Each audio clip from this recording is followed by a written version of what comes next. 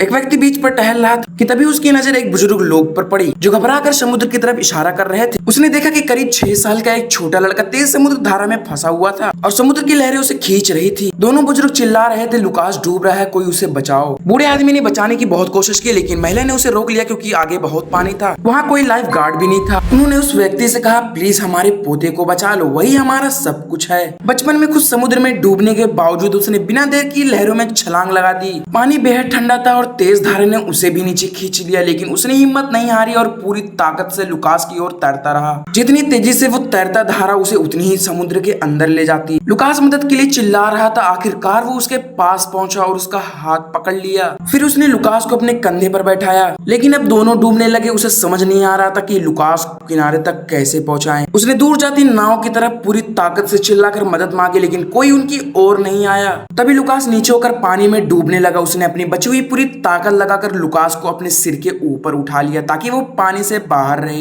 पानी उसके मुंह में भरने लगा और उसकी सांसें टूटने लगी और अचानक उसकी दोनों आंखें बंद होने लगी। उसको लगा कि लुकास ऊपर नहीं है। तभी अचानक किसी ने उसका हाथ पकड़कर उसको ऊपर खींच लिया। कुछ मछुआरे ने दोनों को नाव पर चढ़ा लिया था। वो जैसे ही नाव पर आए बहुत तेजी से खांसने लगा। उन्होंने कहा, अगर तुम लड़के को पानी के ऊपर उठाकर नहीं रखते तो हम तुम्हें कभी नहीं बचा पाते। लुकास बेहोश पड़ा था। सभी को डर था कहीं बहुत देर ना हो गई हो। लेकिन जैसे ही नाव किनारे पर पहुंची, लुकास ने खांस कर पानी बाहर निकाला और उसकी सांसें वापस चलने लगी। उसके दादा दादी खुशी के आंसुओं के साथ उसके गले लगाकर रोने लगे और दादी ने उस बहादुर व्यक्ति का हाथ पकड़कर कहा, अगर तुम समुद्र में नहीं कूदते तो आज हम अपने पोते को हमेशा के लिए खो देते।